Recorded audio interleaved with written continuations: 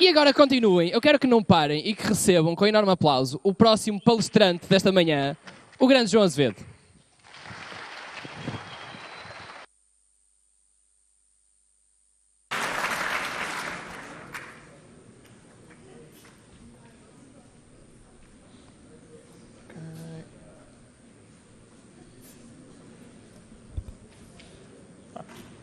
Só um bocadinho, que eu esqueci-me aqui de uma coisa.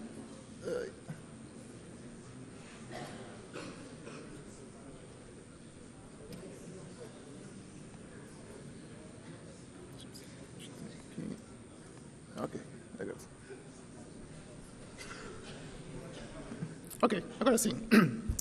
Bom dia, o meu nome é João Azevedo. Eu trabalho na Shift4. Para quem não sabe, nós lançámos um desafio neste INEI, que era fazer um bot de sueca. Não sei se algum daqui dos participantes está a participar neste concurso. Alguém está a fazer? Ok, está ali um. Fiz. E eu aproveitei porque trago algumas estatísticas do concurso agora de manhã. Temos neste momento já 26 jogadores inscritos, o que é bom. Houve aqui um progresso nas inscrições. Ontem houve bastante, na sexta-feira não houve assim muita gente interessada. Em termos de instituições, temos a FIOP, a Universidade de Aveiro e a Universidade do Minho empatadas no número de concorrentes. E em termos de submissões, houve bastantes ontem, houve algumas durante a noite, mas hoje o pessoal ainda não tem submetido bastante. Curiosamente, temos linguagens de programação que as submissões, o Java tem dominado, ainda não houve ninguém a submeter em JavaScript, que é um bocado estranho, porque eu venho aqui falar sobre JavaScript e, pelos vistos, não é uma linguagem que desperta muito interesse. Já corremos perto de 2.600 jogos de sueca, que é um número interessante.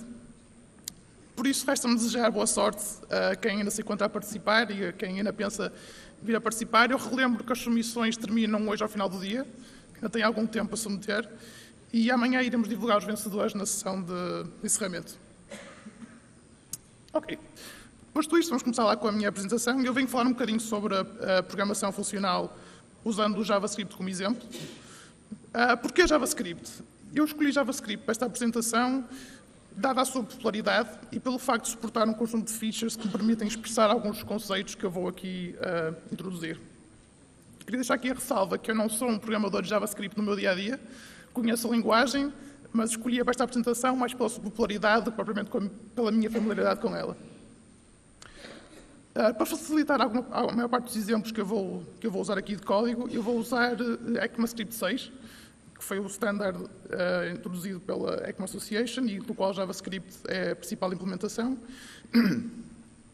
Uma das construções que eu vou usar muito na apresentação é o const.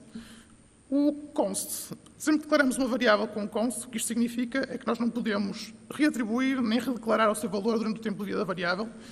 Atenção que isto não significa que a variável seja imutável, ou seja, se eu tiver um array const, eu consigo continuar a fazer push para ele, simplesmente não consigo mudar o binding da variável. Uma outra construção que eu vou usar bastante nesta apresentação são as arrow functions. As arrow functions permitem uma representação mais sucinta de funções. Por exemplo, temos aqui dois exemplos, uma função de adicionar que adiciona a e b e outra função de adicionar 2 que faz exatamente a mesma funcionalidade, mas com arrow functions. Nesta construção de baixo, eu usei arrow functions e isto permite-me uma representação muito mais sucinta e permite-me também omitir os parênteses da lista de parâmetros, caso a função só tenha um parâmetro, e permite-me também excluir a keyword return se eu não tiver um bloco na função. Ok, questões de linguagem e sintaxe à parte, vamos começar a falar sobre programação funcional. E então, o que é programação funcional? A definição mais comum, hoje em dia, de programação funcional é que é um paradigma da programação. É um paradigma, tal como existe um paradigma imperativo, que é caracterizado por uma sequência de ordens expressas num programa, ou seja, faz isto, depois faz aquilo, depois imprime para a consola, etc. Ou o paradigma da programação orientada a objetos, que é caracterizado pela presença de objetos, que têm estado interno, têm métodos para interagir com eles e métodos para mudar o seu estado. No paradigma da programação funcional, as funções têm uma maior relevância. E a computação é fundamentalmente tratada como uma avaliação de funções puras. Ok, e o que são funções puras? Uma função pura é uma função sem side effects. Um side effect é qualquer modificação do estado fora do âmbito da função. Ou seja, sempre que eu mudo uma variável global, sempre que eu escrevo para a consola, sempre que eu escrevo para um fecheiro, eu estou a fazer um side effect. Uma função pura usa apenas o seu input para calcular o seu output e aproxima-se, nesse sentido, à noção mais matemática de funções. Para tornar isto mais explícito, vamos ver um exemplo em JavaScript. Eu, neste caso, tenho uma variável global A e tenho uma função increment, que me incrementa a variável global e que, como consequência, faz um side effect. Um exemplo de uma função pura seria este incremento em baixo, que recebe como parâmetro uma variável e a incrementa e devolve. Usar funções puras tem muitas vantagens para a apreciação de um programa. Por exemplo, se eu nunca usar o valor de retorno numa função pura, eu posso simplesmente apagar a função do programa, porque sei que o meu programa vai funcionar na mesma, porque ela não está a fazer mais nada para além de devolver o seu valor de retorno. Uma outra propriedade interessante é que o resultado da avaliação de uma função é constante em relação à sua lista de argumentos. Isto permite-me substituir chamadas de uma função para o seu valor de retorno.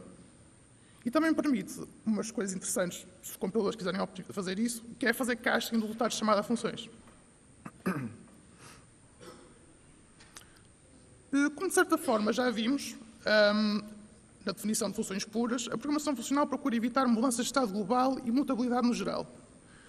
Regra geral, as mudanças de estado global e a mutabilidade dificultam a interação num programa, mesmo o debugging, na medida em que fica complicado perceber quem é que interagiu com uma determinada variável ou objeto. John Carmack, que é um dos fundadores da ID Software e responsável por jogos como o Doom e o Wolfenstein, e agora é o CTO da Oculus, peço desculpa, escreveu há uns tempos este comentário interessante em que diz que o seu estilo de programação está aproximado de um estilo mais funcional. Nesse sentido, há pessoas que identificam a programação funcional como um estilo de programação para além de um paradigma. É, de certa forma, uma forma diferente de pensar a computação. Posto isto, o que é que caracteriza um estilo funcional de programação? Comecemos por caracterizar um estilo imperativo. Eu aqui tenho um bloco de código que faz um comprimento. Ao bom estilo imperativo, eu começo por atribuir um valor a uma variável name, atribuir um comprimento à variável greeting e pedir para a consola o resultado da concatenação de greeting com name. Isto é imperativo no sentido em que em cada uma das linhas eu estou a emitir ordens de execução para o meu programa. É bastante óbvio o que é que eu estou a dizer. Ok, atribui João à variável name, atribui bem-vindo ao Enem à variável greeting, imprime para a consola greeting mais name. Uma forma de transformar isto num estilo mais funcional seria abstrair o comprimento numa função. Ou seja, eu tenho uma função greet que me recebe o meu nome e devolve uma string com o meu nome concatenado ao comprimento. Nesse sentido, esta programação funcional é muito mais declarativa. Eu consigo inspecionar a última linha e perceber exatamente o que é que eu estou a fazer. Eu estou a imprimir para a consola o comprimento ao João.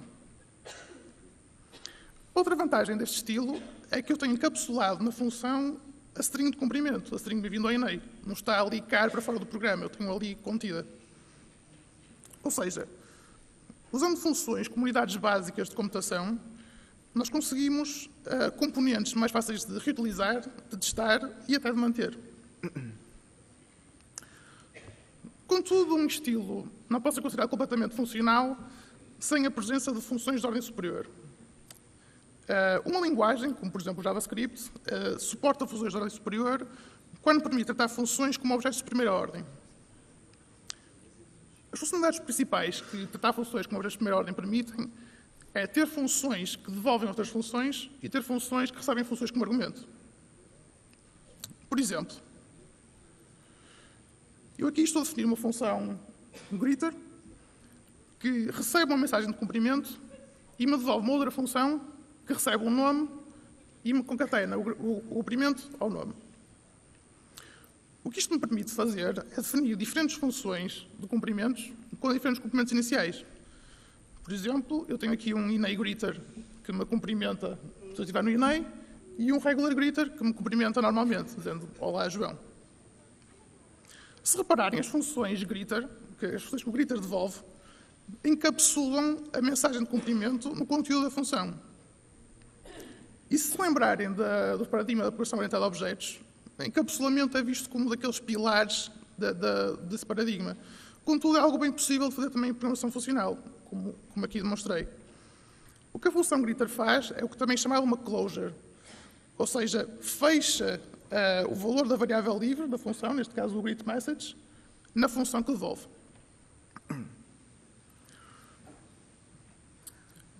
Um outro exemplo de funções de ordem superior são funções que recebem outras funções como parâmetro. Neste caso, eu estou a definir a função compose, que, ao bom estilo do compose em matemática, compõe duas funções, ou seja, chama uma função com o valor de retorno da chamada de uma função com determinado argumento. A título de exemplo, eu uso esta função compose para fazer este meu increment and double, que basicamente incrementa uma variável e, a seguir, multiplicar por 2.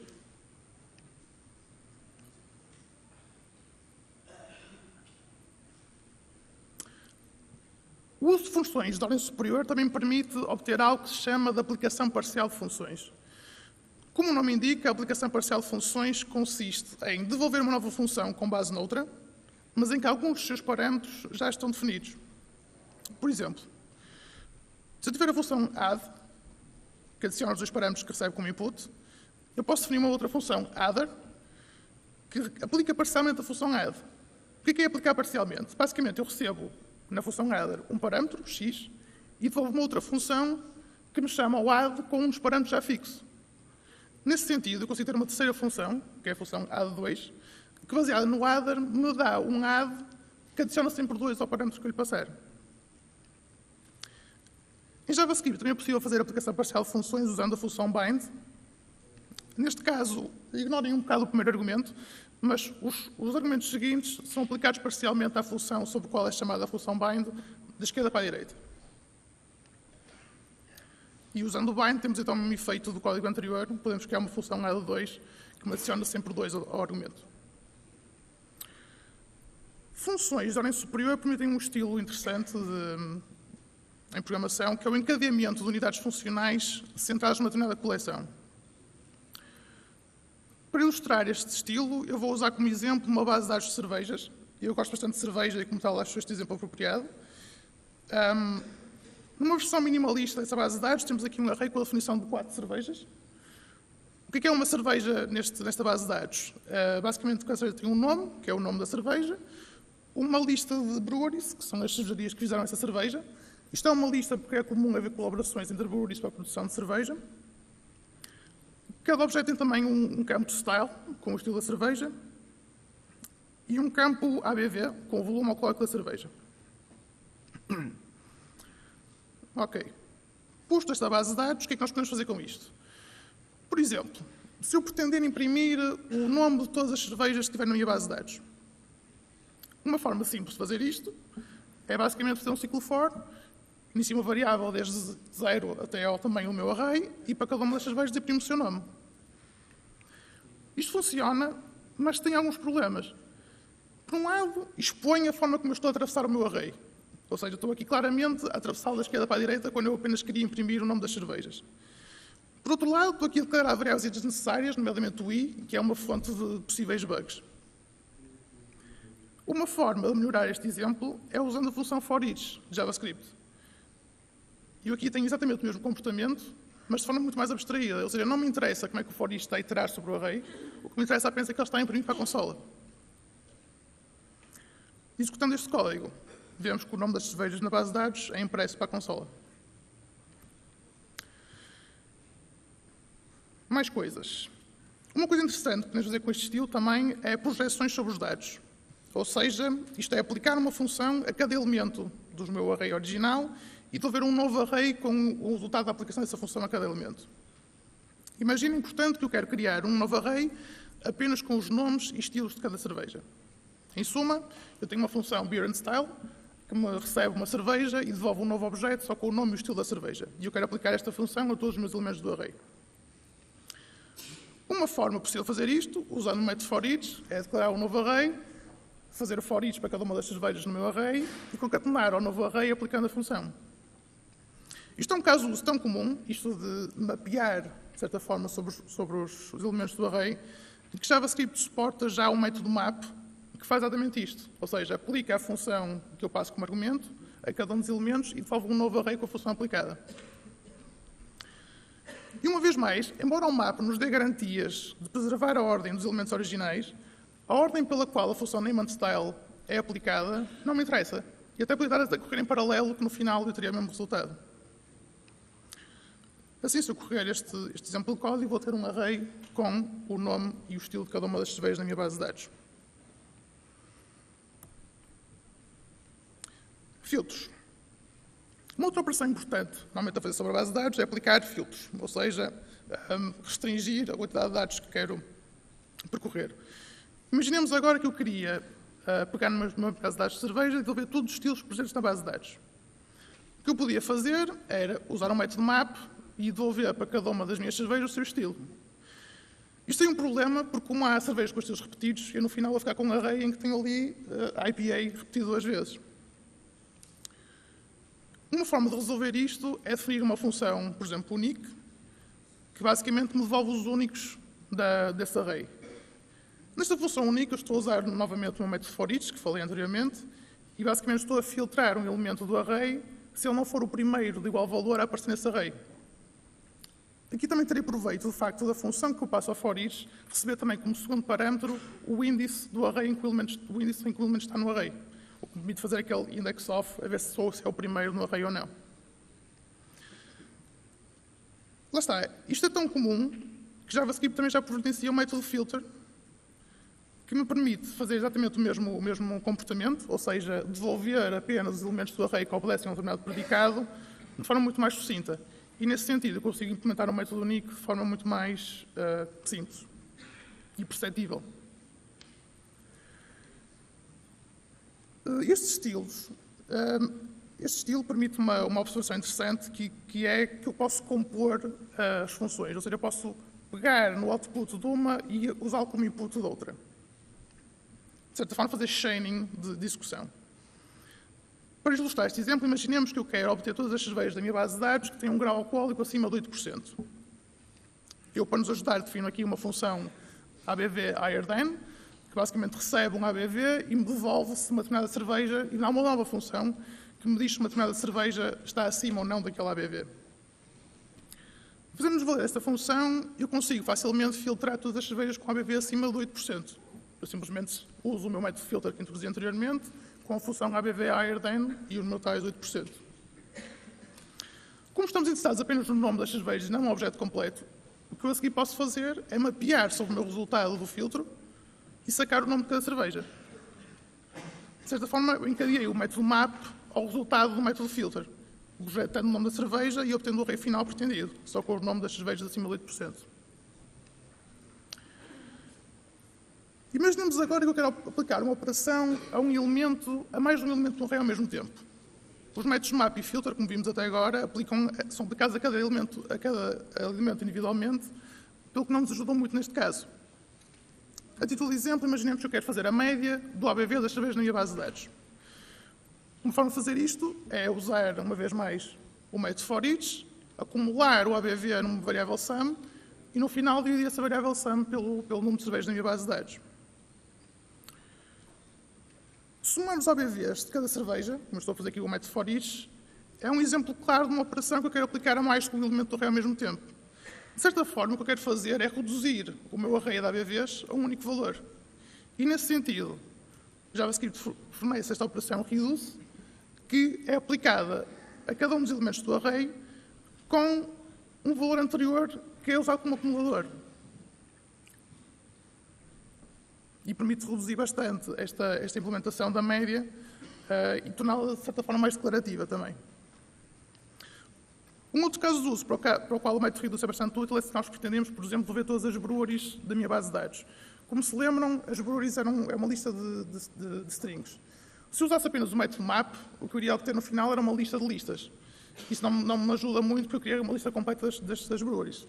Usando o método reduce, já consigo fazer isso, porque consigo ir acumulando a lista de breweries obtidas até então.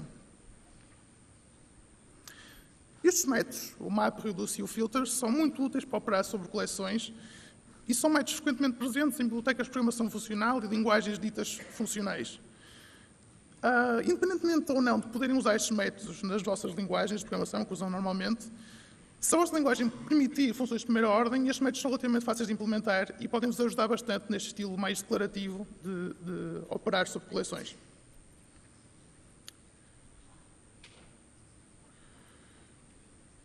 Por restrições de tempo, eu não vou conseguir falar aqui de mais alguns tópicos interessantes na programação funcional, mas queria expô-los para vocês pelo menos saberem que eles existem.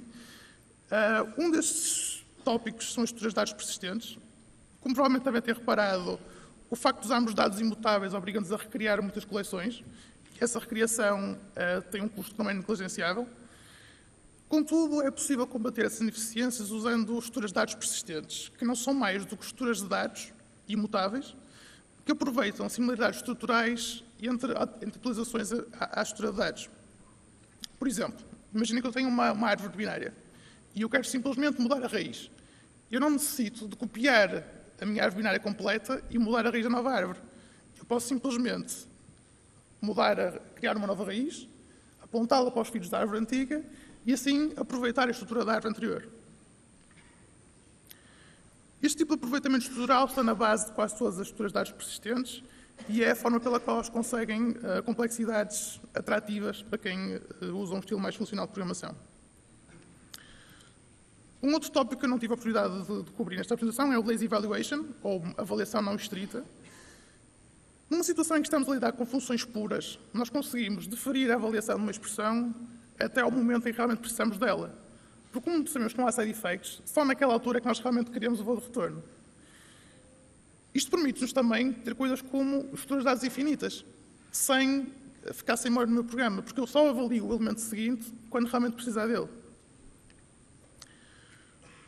O uso de funções puras e estruturas de dados imutáveis também facilita a programação concorrente, na medida em que liberta o programador de alguma gestão de acessos concorrentes a dados, nomeadamente gestão de locks, de semáforos, etc., e fomenta também um estilo mais fácil de fazer debug e até de entender. Posto isto, se tiverem interesse em programar JavaScript de uma forma mais funcional, existem um conjunto de bibliotecas que vos podem ajudar, nomeadamente o _JS, ou o Lodash e o Ramda.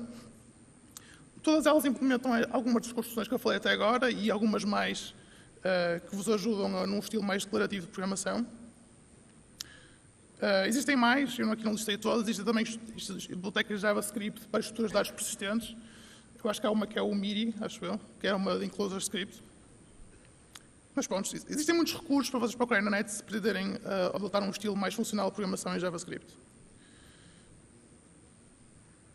Posto isto, termino a minha apresentação. Eu acho que não tenho espaço para algumas questões. Não sei se alguém tem questões.